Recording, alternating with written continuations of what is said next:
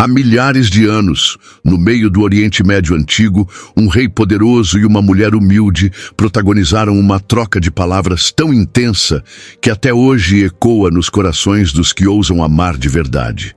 Ele vivia cercado por riqueza, sabedoria e reconhecimento. Ela por vinhas, sol ardente e silêncio. Ninguém sabe ao certo onde tudo começou. Nem como o primeiro olhar entre os dois acendeu um fogo que nem o tempo conseguiu apagar. Mas o que se sabe é que suas vozes ficaram registradas em um dos textos mais enigmáticos e profundos da Bíblia. Um livro que fala de amor com tanta delicadeza e intensidade que até hoje confunde estudiosos e encanta os corações mais sensíveis. Entre metáforas de jardins, perfumes e selos no coração, essa história guarda algo que vai além de um romance, um reflexo do próprio amor de Deus. E se histórias como essa ainda respiram nas páginas sagradas, imagine o quanto podemos descobrir juntos. Já se inscreve aqui no canal para não perder nenhum detalhe das próximas revelações. Cada vídeo é como uma nova pétala se abrindo nesse jardim de mistérios que é a palavra. Em meio às páginas da Bíblia, onde reis guerreiam, profetas clamam e o céu se encontra com a terra, há um livro que sussurra. Ele não grita juízo, não proclama leis, tampouco narra batalhas. Em vez disso, canta. O Cântico dos Cânticos, atribuído ao rei Salomão, é uma celebração poética do amor em sua forma mais pura, intensa e misteriosa. Desde os primeiros versos, beije-me ele com os beijos da sua boca, o leitor é transportado para uma dimensão em que o sagrado e o sensível se entrelaçam.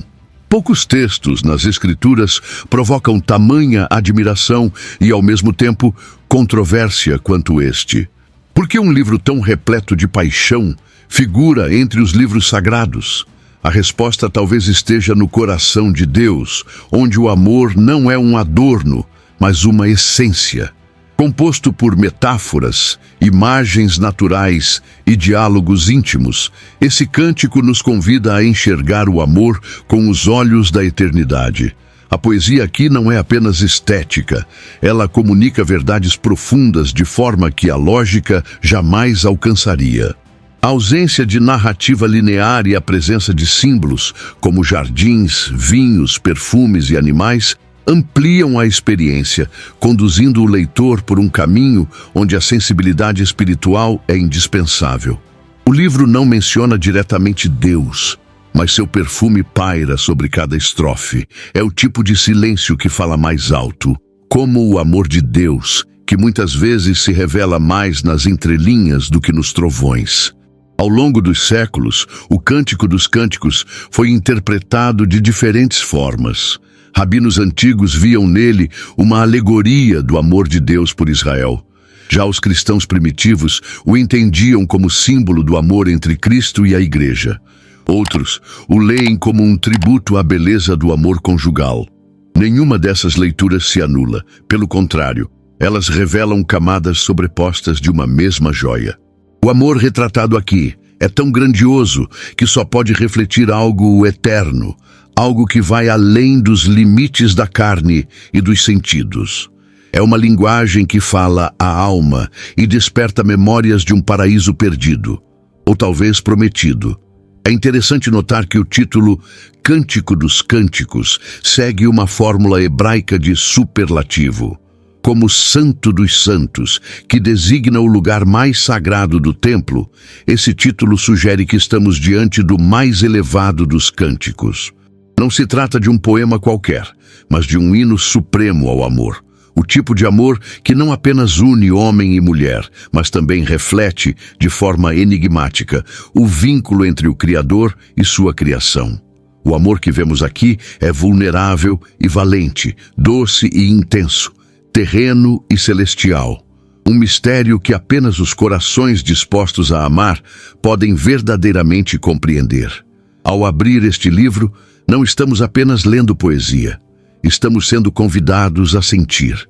E mais que isso, a refletir se o amor humano, com todas as suas limitações, pode ser tão profundo, o que dizer do amor de Deus? O Cântico dos Cânticos nos lembra que, no fim das contas, não há verdade maior do que esta. Fomos criados para amar e sermos amados. O cântico apresenta seus protagonistas sem muita cerimônia, mas cada detalhe que os envolve carrega um peso simbólico. O primeiro é o rei Salomão, famoso por sua sabedoria, filho de Davi, aquele que recebeu de Deus uma mente aguçada e um coração sensível. A outra figura é uma mulher misteriosa, chamada Sulamita, cuja origem pode estar ligada à região de Sunem, no norte de Israel. Ela não pertence à nobreza nem à corte. Seu vínculo é com a terra, com o trabalho duro, com o sol que queima a pele. Não reparem eu estar bronzeada. Foi o sol que me queimou, diz ela com uma vulnerabilidade que a torna imediatamente humana. A escolha de Salomão por essa mulher e o fato de ela se destacar entre tantas não é casual.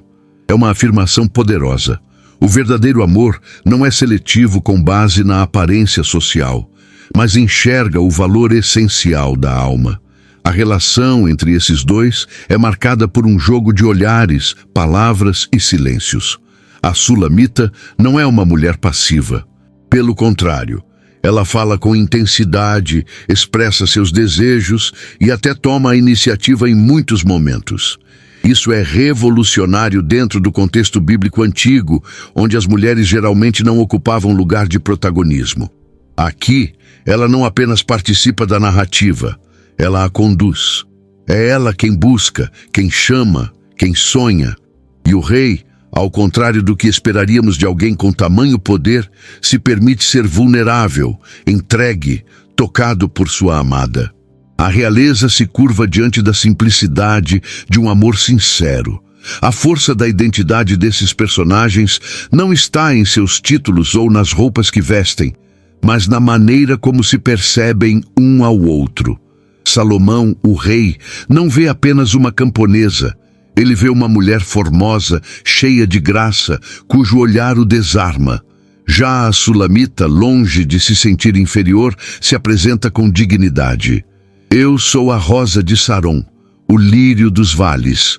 Essa declaração, longe de ser vaidosa, é uma afirmação de valor. Ela sabe quem é, e essa autopercepção saudável é fundamental em qualquer relacionamento. O amor não pode florescer onde há desvalorização. Aqui, ambos se reconhecem como dignos de amor. A interação entre eles transita entre o desejo e o respeito. Não há vulgaridade, mas há intensidade. Cada toque, cada perfume, cada gesto tem um significado. Eles não apenas se desejam, eles se contemplam. E isso torna esse amor ainda mais profundo. O Cântico dos Cânticos não nos oferece um modelo idealizado de perfeição romântica, mas um retrato realista e poético do que acontece quando duas almas se encontram sem máscaras. O rei sábio e a mulher simples revelam que o amor verdadeiro não depende de status, mas de entrega mútua.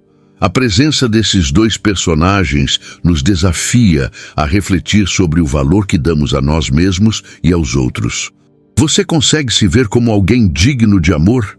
Consegue enxergar no outro a beleza além das aparências?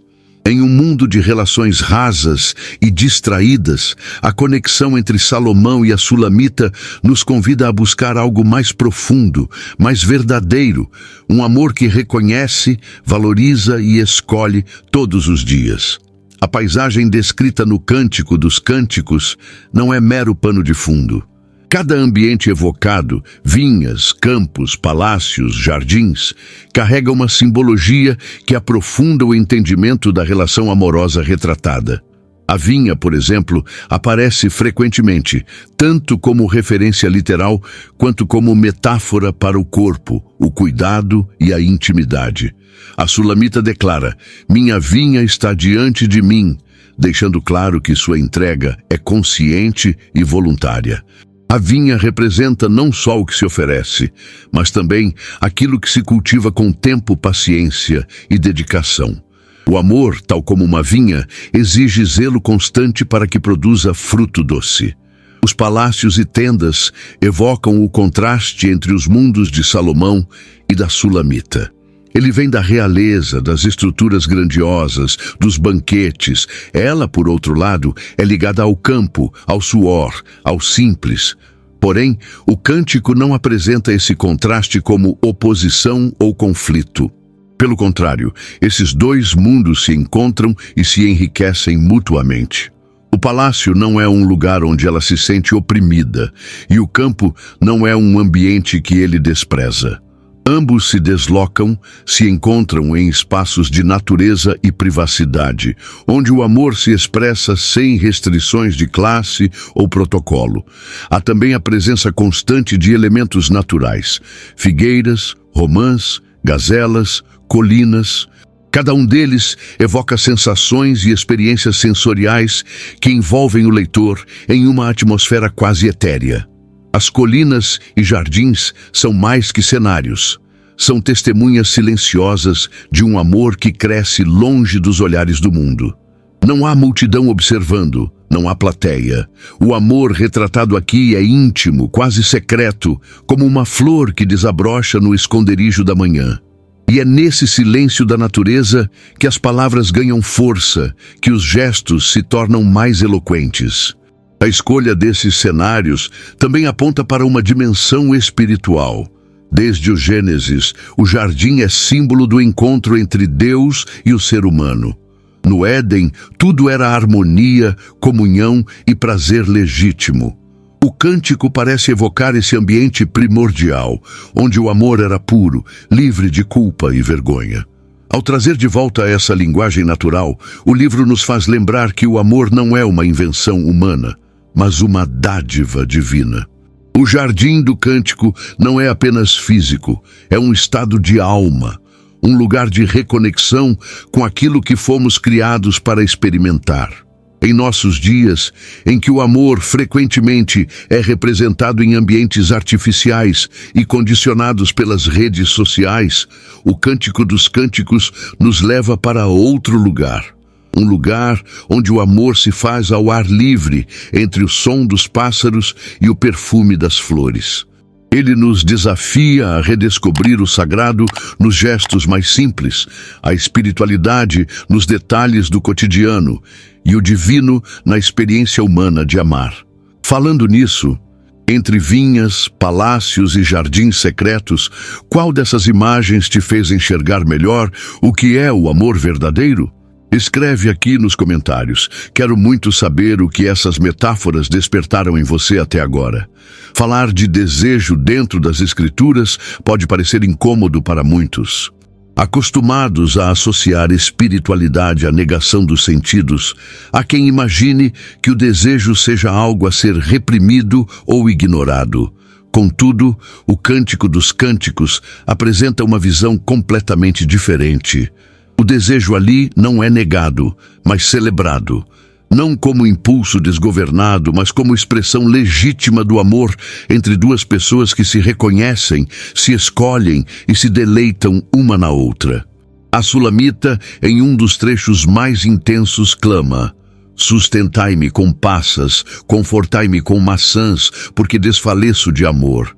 Revelando um desejo que não apenas é físico, mas envolve também o emocional e o espiritual.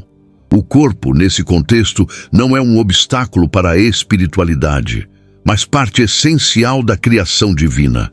Esse desejo, no entanto, não é instintivo ou selvagem. Ele é canalizado, dirigido, lapidado pela mutualidade e pelo respeito. Ao contrário das paixões passageiras que consomem e descartam, o anseio retratado no cântico é por permanência, por comunhão duradoura. É um desejo que constrói, não que destrói. Quando a Sulamita expressa o quanto anseia por seu amado, não o faz de forma vulgar, mas poética, comparando-o ao perfume derramado ou a um cervo que salta sobre os montes. São imagens que envolvem beleza, velocidade, liberdade e delicadeza. O desejo não é pecado quando nasce de um coração que ama, respeita e escolhe o outro com responsabilidade. Essa perspectiva desafia a visão distorcida que muitas vezes associou o cristianismo à repressão dos afetos. Ao contrário disso, o Cântico dos Cânticos nos recorda que o Deus que criou o homem e a mulher à sua imagem também os abençoou com o dom do desejo. Gênesis capítulo 2, versículo 24, afirma que o homem se une à sua mulher e ambos se tornam uma só carne. Essa união não é apenas funcional, mas plena, envolvendo corpo, alma e espírito. O desejo é, portanto, uma ponte entre a promessa do amor e sua realização concreta. Mesmo assim, o livro é cuidadoso. O refrão repetido pela Sulamita: "Conjuro-vos, ó filhas de Jerusalém, que não despertem o amor até que este o queira", aparece mais de uma vez como um lembrete de que o desejo precisa de tempo, de maturação, de prontidão. É como uma fruta que só adoça no tempo certo. Quando forçado, o amor se deforma. Quando respeitado, floresce. Esse equilíbrio entre intensidade e espera mostra que o desejo pode ser não apenas santo, mas também sábio. Neste mundo, onde o desejo é banalizado e frequentemente confundido com o egoísmo, o Cântico dos Cânticos nos convida a restaurar o valor do desejo como expressão de algo muito maior: a sede de conexão verdadeira. O que buscamos quando desejamos alguém? Muitas vezes, não é apenas o toque, mas o encontro de almas que se reconhecem. E nesse sentido, o desejo se torna uma semente divina plantada no coração humano. Logo nos primeiros capítulos do Cântico dos Cânticos, somos surpreendidos pela linguagem rica em metáforas usada para descrever a beleza do amado e da amada. Não se tratam de elogios superficiais, mas de uma contemplação profunda do outro. Salomão diz à Sulamita: "Teus olhos são como os das pombas", e mais adiante compara seus cabelos às cabras que descem pelos montes de Gileade. Para o leitor moderno, essas imagens podem parecer estranhas, mas no contexto cultural da época, cada comparação carregava significados específicos, exaltando a delicadeza, o movimento, a abundância, a harmonia com a natureza. A beleza aqui não é padronizada. Ela é única, simbólica, cheia de vida. Os elogios do cântico não são apenas uma admiração da estética. Eles apontam para um olhar que percebe além da superfície. Quando o amado descreve sua amada, ele não está apenas dizendo que ela é bonita. Ele está dizendo que ela é admirável, singular, que sua presença o transforma. A beleza não está nas medidas, mas nos significados. Isso nos desafia a rever nossos próprios critérios de encantamento. Quantas vezes deixamos de valorizar o que realmente importa por estarmos presos a padrões que nada dizem sobre o valor real de uma pessoa? A Sulamita, por sua vez, também elogia seu amado. "O meu amado é branco e rosado, o mais distinguido entre 10.000. Ela não se intimida em exaltar suas qualidades, descrevendo sua boca, seu andar, seu perfume. Essa reciprocidade mostra que ambos se observam com admiração genuína. Não há comparação ou competição. Cada um vê no outro algo que é digno de ser celebrado. Isso revela uma das dimensões mais profundas do amor: a capacidade de enxergar no outro uma beleza única, que talvez ninguém mais veja com os mesmos olhos. Esses elogios ganham ainda mais peso quando lembramos que a Sulamita não se encaixava nos padrões tradicionais de beleza de sua época. Ela própria menciona sua pele escurecida pelo sol, o que poderia ser visto como um sinal de baixa posição social. Mas Salomão não apenas a aceita, ele a exalta. Em 1 Samuel capítulo 16, versículo 7, o Senhor já havia deixado claro que o homem vê o exterior, porém o Senhor olha o coração. Essa mesma lógica divina permeia o olhar dos amantes no cântico. O elogio aqui é um ato de valorização e reconhecimento da essência do outro. Num tempo em que a imagem foi elevada acima da verdade, o Cântico dos Cânticos nos oferece uma alternativa. Amar não por causa de uma aparência, mas por causa de uma presença. Enxergar a beleza que ninguém mais vê é um dom que nasce de um amor verdadeiro. E talvez seja isso que torne o livro tão especial. Ele nos lembra de que a verdadeira beleza é percebida por olhos que amam. Entre as imagens mais poderosas do Cântico dos Cânticos está a descrição da mulher como um jardim fechado, uma fonte selada. Essas expressões carregam um simbolismo denso, remetendo à ideia de exclusividade, proteção e sacralidade. Um jardim fechado não é um espaço de livre acesso. Ele é reservado, cuidado, cultivado com zelo. A fonte selada, por sua vez, sugere pureza e pertencimento. Ao empregar essas metáforas, o texto nos convida a olhar para a intimidade não como um bem público, mas como um espaço sagrado, onde só entra quem foi convidado, quem compreende seu valor e o preserva com reverência. Essa exclusividade não implica isolamento, mas seleção. A sulamita se entrega por escolha e não por imposição. Ela sabe que seu corpo e seu coração não são mercadorias, mas dádivas. Isso ressoa com a orientação de Provérbios, capítulo 4, versículo 23, que diz: sobre tudo o que se deve guardar, guarda o teu coração, porque dele procedem as fontes da vida.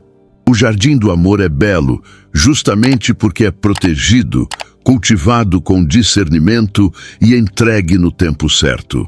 A imagem do jardim fechado reflete uma intimidade que é digna, não vulgarizada, e isso revela o cuidado de Deus, até mesmo na forma como nos relacionamos afetivamente. A presença do jardim também evoca novamente o Éden, onde tudo era bom, puro e em perfeita harmonia. No Cântico, o jardim da Sulamita não é o lugar da tentação, mas da redenção do amor. Ali não há vergonha, não há culpa. Ao contrário de Gênesis capítulo 3, onde o casal se esconde após o pecado, aqui a mulher convida seu amado a entrar no jardim e desfrutar dos seus frutos. É um retorno simbólico ao propósito original da criação, uma união sem máscaras, sem medo, onde o amor é expressão da presença divina. Esse conceito de intimidade como algo puro e santo confronta as ideias modernas que banalizam o contato físico e esvaziam o sentido do compromisso. No Cântico, o corpo não é objeto, mas templo. A entrega só acontece quando existe reciprocidade, respeito e amor verdadeiro. A mulher é descrita como fonte de prazer, mas também como guardiã de seu próprio espaço. Isso reafirma sua dignidade e autonomia.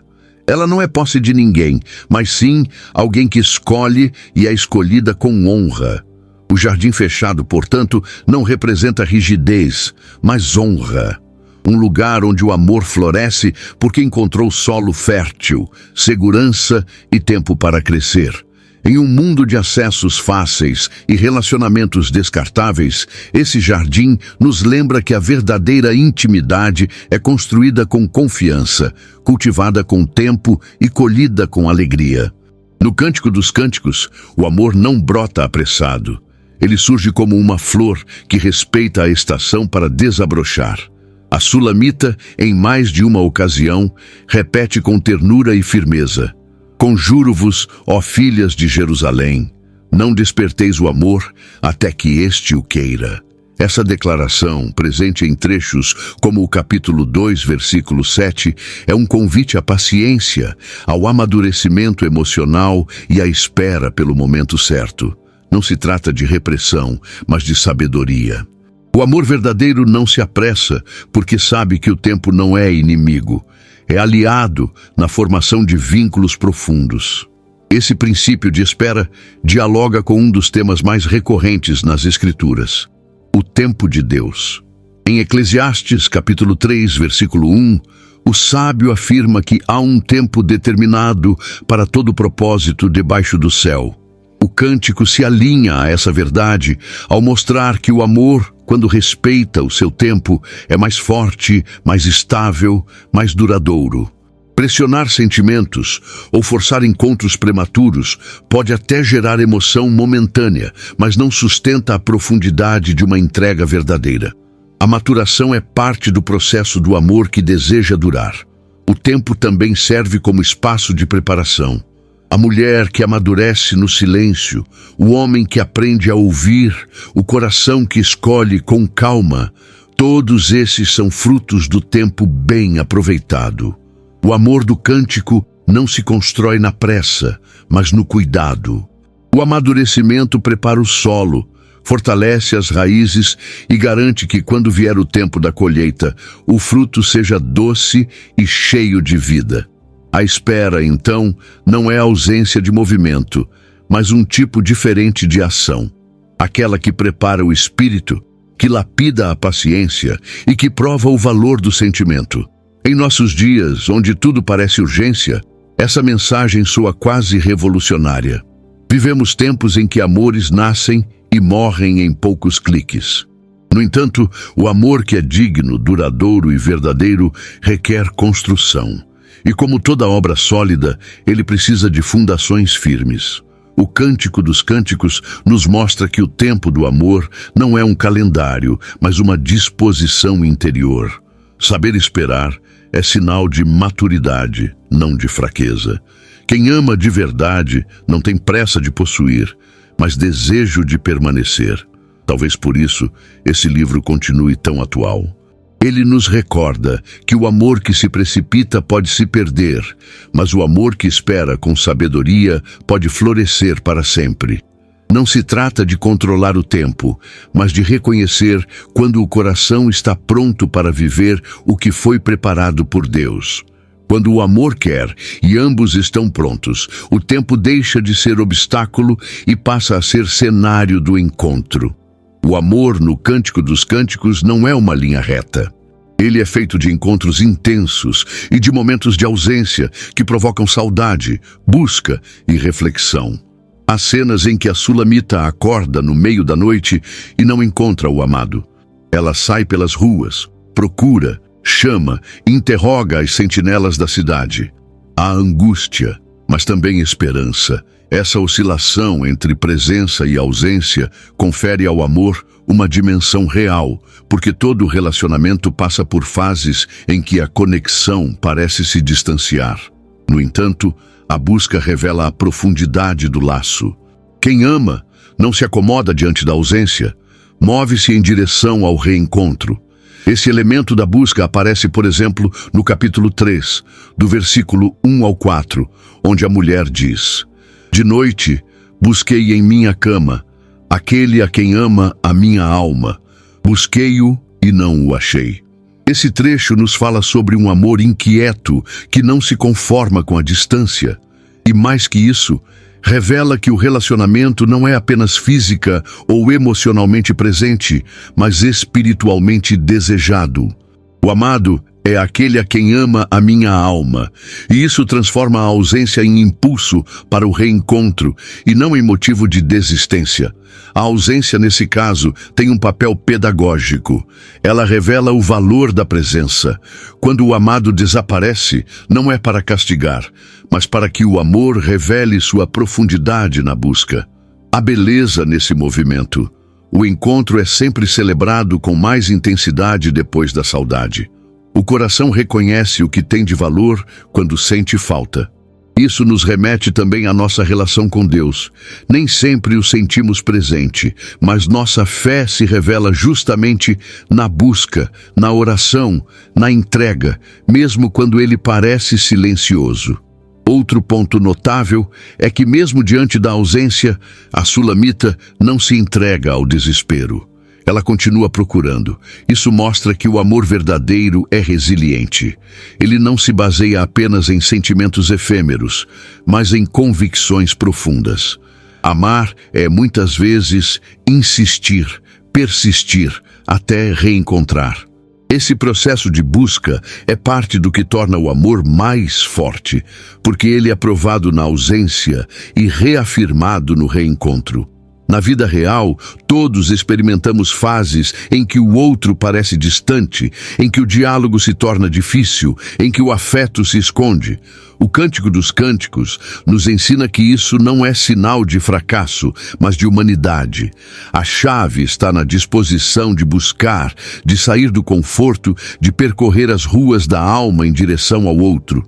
E ao encontrá-lo novamente, o amor renasce com ainda mais vigor. O Cântico dos Cânticos não é apenas uma história de amor entre um homem e uma mulher. Ele é, de maneira sutil e profunda, uma releitura poética do Jardim do Éden.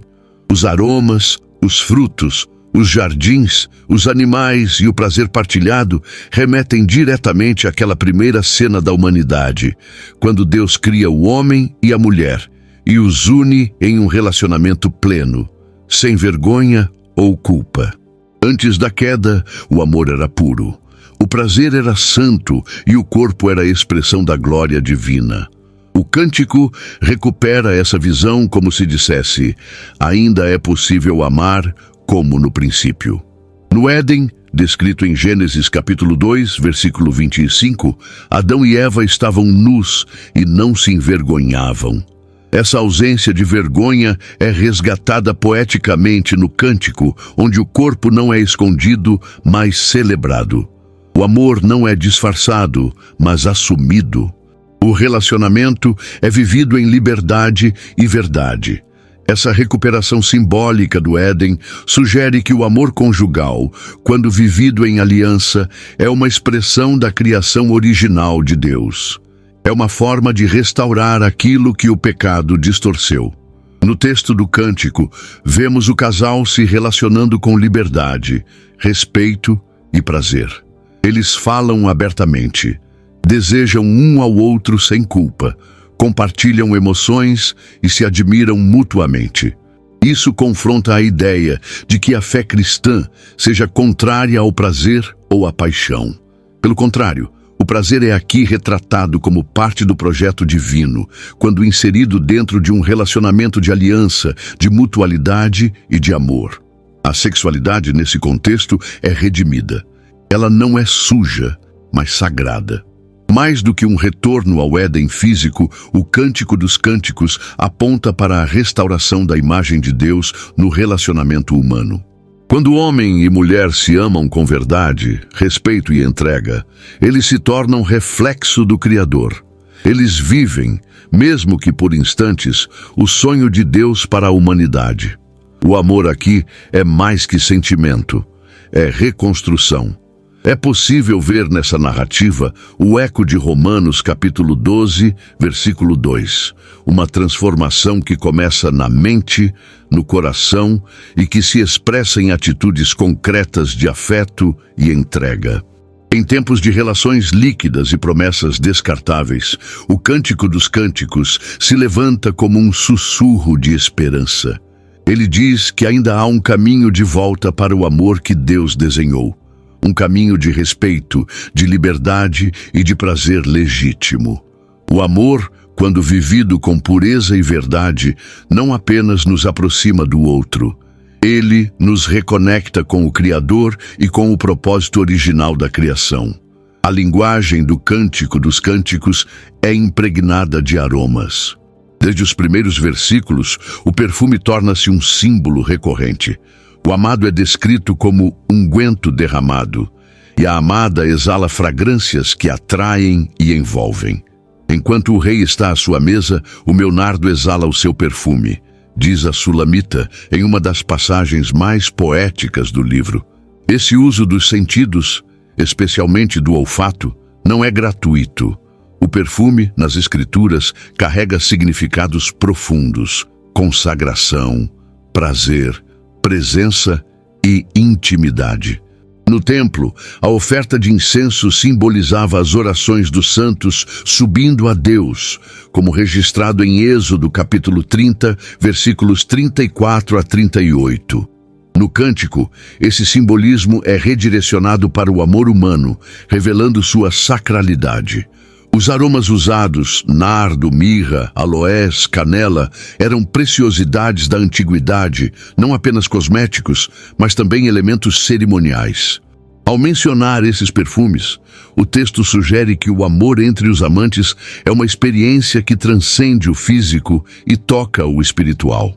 Eles não apenas se desejam, eles se celebram.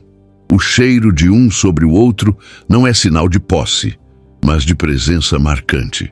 É como se cada gesto, cada toque, deixasse uma marca sutil, memorável. A sensualidade aqui não é crua ou vulgar, mas elevada, refinada pela poesia e pelo respeito mútuo. A presença da mirra, especialmente, chama a atenção. Ela aparece tanto nas descrições do corpo quanto nos momentos de ausência, sendo usada pela Sulamita ao se deitar sozinha, como memória do amado. A mirra era usada também na preparação de corpos para o sepultamento, o que sugere que o amor aqui é tão profundo que toca até a finitude. Mesmo quando ausente, o outro continua presente nos sentidos, na memória, no cheiro que permanece no travesseiro.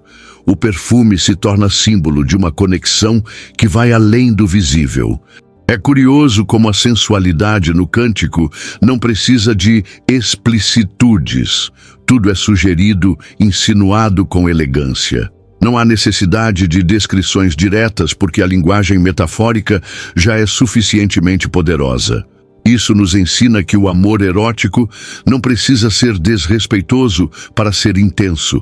A verdadeira sensualidade nasce do afeto, da admiração e do vínculo emocional. Ela é, antes de tudo, uma resposta à presença do outro, como um incenso que se acende não pelo fogo da pressa, mas pelo calor da entrega mútua. Ao resgatar o uso do perfume como linguagem do amor, o cântico nos convida a redescobrir o valor dos detalhes. Em um mundo apressado, onde o toque é muitas vezes mecânico e o olhar distraído, ele nos chama a perceber o outro com todos os sentidos. A sensualidade, quando nasce do respeito e do amor genuíno, é a expressão da própria beleza de Deus refletida na experiência humana. Embora o Cântico dos Cânticos esteja repleto de desejo e ternura, há algo que sustenta todo esse amor além da emoção: o compromisso. A relação entre Salomão e a Sulamita não é marcada por impulsos passageiros, mas por uma entrega contínua, por uma escolha diária. Em um dos momentos mais profundos do texto, a amada declara: "O meu amado é meu, e eu sou dele." Essa frase, simples e poderosa, ecoa a essência da aliança. O amor ali não é posse, mas pertença mútua. Não é controle, mas compromisso voluntário entre dois que decidiram caminhar lado a lado. O compromisso apresentado no cântico está enraizado no respeito mútuo. Cada um conhece o espaço do outro, mas também se faz presente quando necessário. Eles não se anulam para amar, se fortalecem. Essa visão dialoga com Efésios capítulo 5, versículo 21, onde Paulo orienta os cônjuges a se sujeitarem uns aos outros no temor de Cristo. Amor sem compromisso é como fogo sem contenção. Pode até aquecer por um momento, mas logo se apaga ou destrói. Já o amor comprometido é como uma chama constante, que aquece, ilumina e permanece acesa mesmo nos dias frios. É importante notar que o compromisso aqui não é apresentado como prisão, mas como liberdade. A liberdade de escolher amar todos os dias, mesmo diante das falhas e ausências. A Sulamita e Salomão passam por momentos de distância, insegurança e silêncio, mas retornam um ao outro com palavras de reafirmação. Isso nos mostra que amar não é evitar conflitos, mas saber enfrentá-los com disposição de permanecer. Em tempos onde o amor se desfaz ao menor sinal de dificuldade, essa visão é profundamente restauradora. O amor que compromete-se é também aquele que protege. A amada é comparada a um muro, e o amado é um selo sobre o coração. Essas imagens reforçam a ideia de que há segurança no amor verdadeiro. Como diz Cânticos capítulo 8, versículo 6, "Põe-me como selo sobre o teu coração, porque o amor é forte como a morte." O selo era símbolo de propriedade e proteção. Ter alguém como selo no coração é guardá-lo no lugar mais íntimo e vital. Esse compromisso não sufoca, ele preserva. Nesse livro poético, o compromisso é o alicerce que sustenta a beleza, a paixão e a ternura. Não basta sentir, é preciso decidir. Amar exige constância, e o Cântico dos Cânticos mostra que o verdadeiro amor é aquele que permanece quando o perfume passa, quando o corpo envelhece e quando as emoções oscilam. É o amor que escolhe continuar.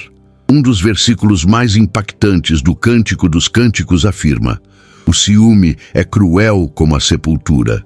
Essa declaração, presente no capítulo 8, versículo 6, nos leva a refletir sobre um sentimento que costuma ser mal compreendido. O ciúme, quando distorcido, pode se transformar em possessividade destrutiva, mas quando equilibrado, pode ser expressão de zelo, de cuidado, de amor que deseja proteger aquilo que considera precioso.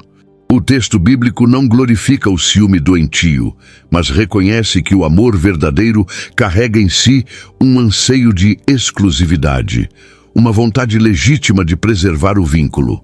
A diferença entre o zelo e o controle é sutil, mas fundamental. No cântico, não há sinais de opressão ou vigilância. A mulher é livre para buscar, para falar, para expressar seus desejos. E ainda assim, existe essa dimensão intensa do amor que arde como labareda. Isso revela que a intensidade do sentimento não está em dominar o outro, mas em valorizá-lo profundamente.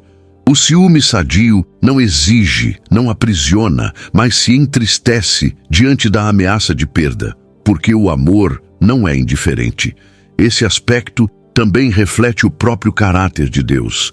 Em Êxodo, capítulo 20, versículo 5, o Senhor se apresenta como um Deus zeloso. O zelo divino não é ciúme inseguro, mas expressão do amor que não se conforma com a infidelidade, que anseia pela comunhão verdadeira. Quando transposto para os relacionamentos humanos, esse princípio convida à vigilância amorosa, ao cuidado com o que foi construído com tempo e entrega. Amar é também proteger a confiança, o espaço, a dignidade do outro. O ciúme, quando não filtrado pela maturidade, pode se transformar em prisão. Mas quando temperado com sabedoria, pode ser uma manifestação legítima de quem ama com intensidade. No cântico, essa força emocional não é negada nem reprimida. É reconhecida como parte do amor profundo. Isso nos leva a entender que sentir ciúmes não é por si só pecado ou falha, mas um alerta. Cabe ao coração discernir se está sendo movido pelo medo ou pela valorização do outro. Em um mundo onde o amor muitas vezes é tratado como bem descartável, o Cântico dos Cânticos nos ensina que amar é também se importar profundamente. E quando o amor é verdadeiro, ele traz consigo um fogo que deseja preservar, cultivar e manter aceso o que há de mais valioso: a comunhão com o outro. As filhas de Jerusalém aparecem em diversos momentos do Cântico dos Cânticos como personagens secundárias, mas sua função vai muito além do papel de espectadoras. Elas representam a consciência coletiva, o olhar da sociedade sobre o amor vivido entre o casal. Às vezes atuam como conselheiras, outras vezes como curiosas e, em certos momentos, como testemunhas silenciosas. Elas são o reflexo do que está ao redor, simbolizando o público que observa, comenta e julga as relações íntimas. Sua presença sugere que o amor, por mais pessoal que seja, também é vivido sob os olhos do mundo. Há momentos em que a Sulamita se dirige diretamente a elas, como quando diz: "Conjuro-vos, ó filhas de Jerusalém, que não desperteis nem acordeis o amor até que este o queira." Essa repetição ao longo do texto, presente, por exemplo, no capítulo 3, versículo 5, revela um apelo à sensibilidade coletiva. O amor precisa de tempo e respeito. Ao exortar essas filhas a não interferirem, a protagonista nos ensina que existem coisas que devem amadurecer longe da pressão externa, em silêncio, sem pressa, sem julgamentos. É uma crítica delicada à pressa com que a sociedade quer definir e controlar os sentimentos alheios. Essas personagens funcionam também como um espelho para a mulher amada. Quando ela pergunta às filhas se viram seu amado, ou quando descreve suas qualidades para elas, está reafirmando sua própria convicção no valor daquele relacionamento. O diálogo com elas serve para solidificar suas escolhas. Isso nos mostra a importância de encontrar, mesmo nos espaços coletivos, um senso de identidade e afirmação pessoal. Nem toda voz externa precisa ser rejeitada, mas é preciso saber filtrar. A sulamita não se cala diante da sociedade, mas também não se submete a ela. Curiosamente, essas mulheres também têm momentos de admiração. Ao ouvirem a descrição apaixonada do amado, perguntam: o que é o teu amado mais do que outro amado? E depois, elas mesmas o chamam de digno de amor. Isso demonstra que o amor vivido com profundidade transforma até mesmo o olhar do outro. À medida que o relacionamento do casal se fortalece, ele deixa de ser alvo de julgamento para se tornar testemunho. O amor maduro tem esse poder. Influencia, inspira e até silencia críticas, simplesmente por sua consistência. No fim, as filhas de Jerusalém representam o entorno que todos nós enfrentamos. Opiniões, julgamentos, conselhos. Elas nos desafiam a amar com consciência, mas também com firmeza. O cântico nos ensina que o amor verdadeiro, embora vivido a dois, tem impacto coletivo.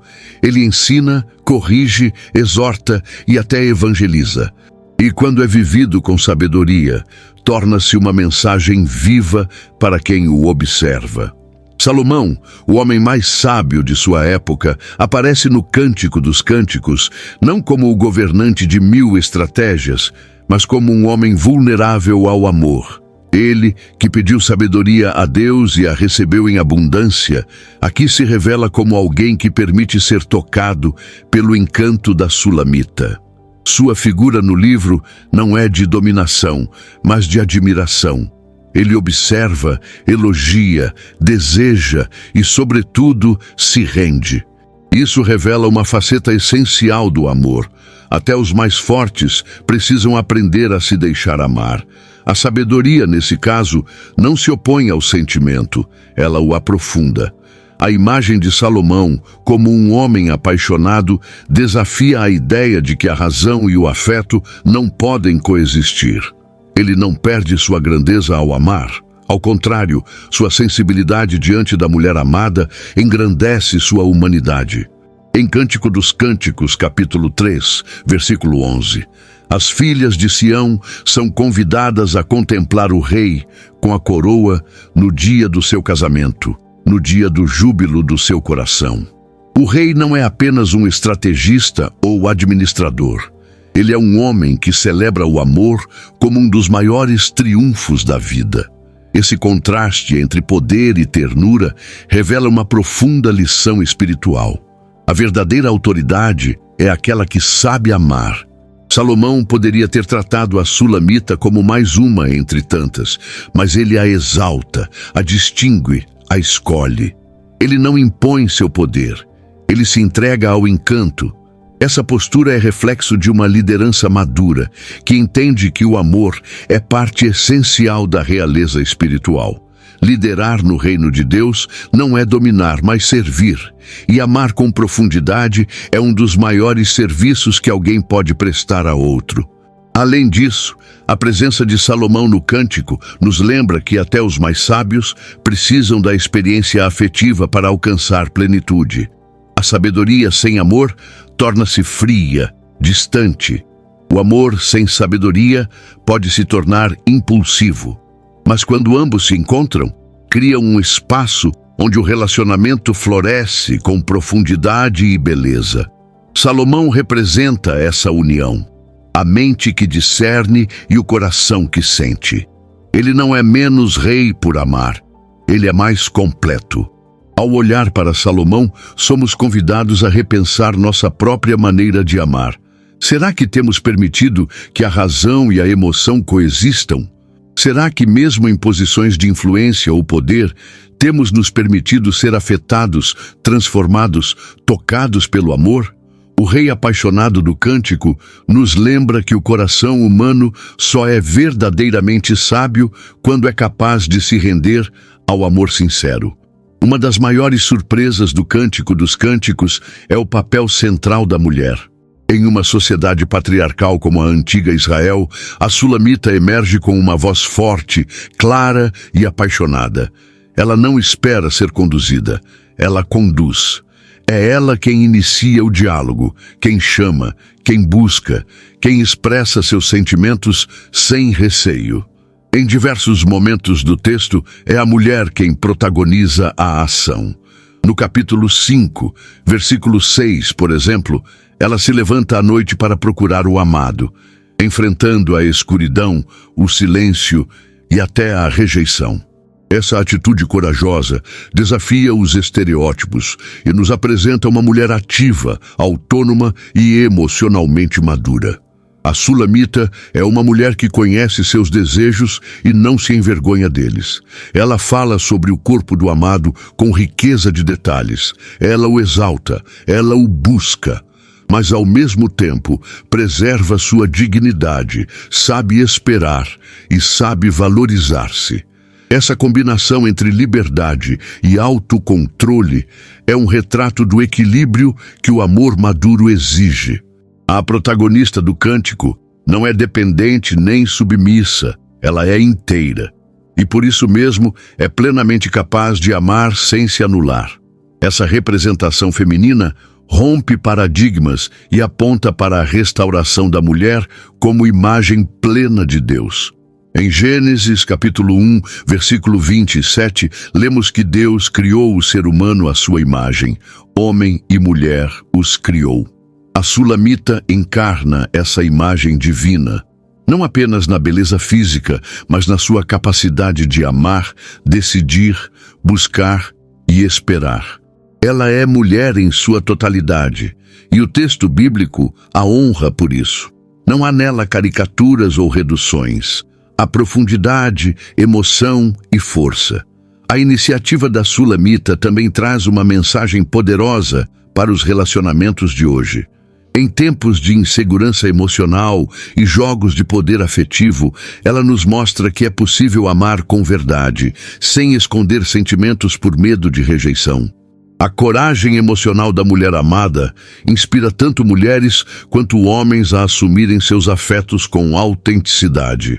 O amor verdadeiro não se constrói em cima de fingimentos, mas de verdades compartilhadas.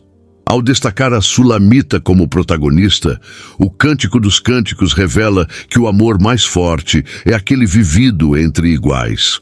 Onde há voz, há espaço para comunhão.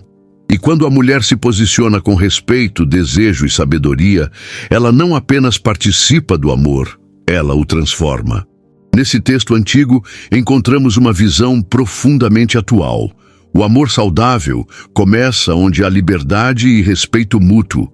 Em um dos momentos mais impactantes do Cântico dos Cânticos, a amada declara com clareza: se alguém desse todos os bens de sua casa pelo amor, seria de todo desprezado. Essa afirmação, registrada no capítulo 8, versículo 7, é uma resposta direta à lógica do mundo que tenta precificar tudo, inclusive os afetos. O amor verdadeiro, no entanto, não pode ser comprado, trocado ou barganhado. Ele é gratuito, nasce da liberdade, se alimenta do compromisso e floresce no terreno da sinceridade. Qualquer tentativa de comprá-lo apenas revela o quão pouco se compreende sobre sua essência. Vivemos em uma cultura que transforma sentimentos em mercadoria. Presentes, status, aparências e promessas vazias muitas vezes substituem o que deveria ser construído com verdade e entrega. Mas o Cântico dos Cânticos nos lembra que o amor não se submete à lógica do mercado. Ele não é transação, é aliança. A beleza desse livro está justamente no fato de que, embora o rei tenha todos os recursos, o que realmente conquista a mulher é o olhar, o carinho, o respeito. E ela, mesmo sem posses, possui um tesouro incalculável: sua dignidade, sua liberdade, seu afeto sincero. Esse princípio encontra eco também nas palavras de Pedro, quando ele repreende Simão, o mágico, por tentar comprar com dinheiro o dom do Espírito Santo. Em Atos, capítulo 8, versículo 20, o apóstolo declara: "O teu dinheiro seja contigo para a perdição, pois cuidaste que o dom de Deus se alcança por dinheiro." Assim como os dons espirituais, o amor não pode ser comprado. Ele é fruto da graça e da verdade, não da manipulação ou do interesse. Tentar comprá-lo é desvalorizá-lo, é transformar um dom em produto. O contraste entre o amor verdadeiro e as falsas demonstrações de afeto é uma das maiores lições do Cântico. Os personagens não se encantam por status, riqueza ou poder. Eles se apaixonam pela alma um do outro, pelo jeito de olhar, pelo perfume que permanece, pela palavra que edifica. O amor que não se compra é aquele que sobrevive à escassez, que floresce mesmo quando tudo o mais falta. Ele é resistente, porque não depende do que é externo, nasce do que é eterno. Essa lição finaliza uma crítica silenciosa aos relacionamentos vazios, sustentados por aparência e conveniência. O amor bíblico é um tesouro que não se vende nem se troca. Ele se dá. E por isso mesmo é tão precioso. Quando escolhemos amar com essa profundidade, nos alinhamos ao coração de Deus, que também ama de forma incondicional e sem preço, apenas por ser amor. Embora o Cântico dos Cânticos nunca mencione diretamente o nome de Deus, sua presença é sentida em cada linha, como uma brisa que atravessa o jardim. O amor retratado entre os amantes não é apenas humano. Ele aponta para algo maior, mais sublime: a aliança eterna entre Deus e seu povo. Desde os tempos antigos, rabinos judeus interpretavam o cântico como uma alegoria do amor entre o Senhor e Israel. Os cristãos primitivos seguiram esse caminho, vendo no livro uma representação da relação entre Cristo e sua igreja. O amor humano, vivido em sua plenitude, torna-se espelho do amor divino. O compromisso inquebrantável, a busca constante, o prazer na comunhão e o desejo de exclusividade são características tanto do relacionamento descrito no Cântico quanto da aliança de Deus com os seus. Em Jeremias, capítulo 31, versículo 3, o Senhor declara: "Com amor eterno eu te amei, com benignidade te atraí." Esse é o tipo de amor que o texto poético exalta. Um amor que persegue, que perdoa, que se entrega. Um amor que não desiste, mesmo diante da resistência ou da ausência. Um amor que transcende o tempo e as circunstâncias. Cada gesto entre a sulamita e seu amado é também um convite à contemplação da forma como Deus se relaciona com seus filhos. Ele nos busca quando nos afastamos, nos espera com paciência e nos encontra nos lugares mais improváveis. Assim como o amado salta sobre os montes e atravessa os vales para encontrar sua amada, também o Senhor atravessa a eternidade para alcançar nossos corações. O amor descrito no Cântico é terreno, mas com raízes no céu. Além disso, a linguagem da aliança é evidente na reciprocidade do amor. Eu sou do meu amado, e o meu amado é meu. Essa frase ecoa a linguagem de pacto que permeia toda a Bíblia. Deus diz ao seu povo: "Eu serei o vosso Deus, e vós sereis o meu povo." Há entrega mútua, há comprometimento, há fidelidade. O amor, tanto na dimensão humana quanto na divina, não é unilateral. É um laço de confiança e pertencimento mútuo. Por fim, o Cântico nos ensina que o amor verdadeiro, seja entre homem e mulher, seja entre Deus e o ser humano, precisa ser cultivado, renovado e protegido. Ele é presente, mas também promessa. Ele é celebração, mas também construção.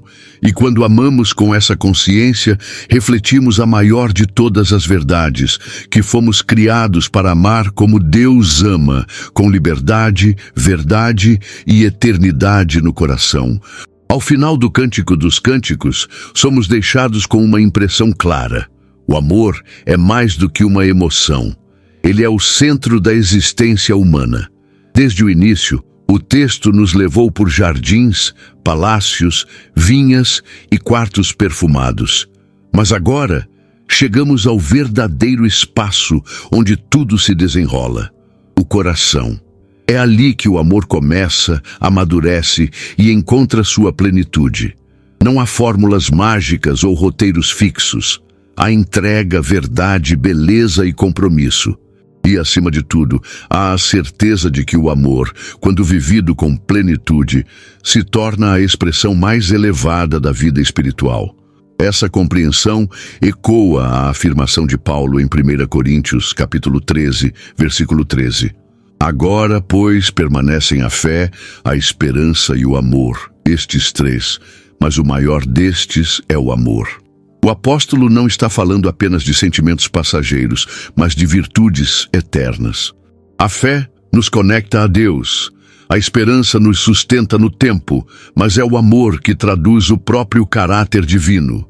E o Cântico dos Cânticos é uma das formas mais belas que a Escritura encontrou para revelar essa verdade de maneira sensível, poética e profundamente humana. O jardim, tão presente ao longo da narrativa, é mais que um local físico. Ele é símbolo do coração bem cuidado, onde o amor floresce como fruto de dedicação e respeito. Quando a Sulamita convida o amado a entrar em seu jardim, ela está dizendo: meu coração é teu lugar.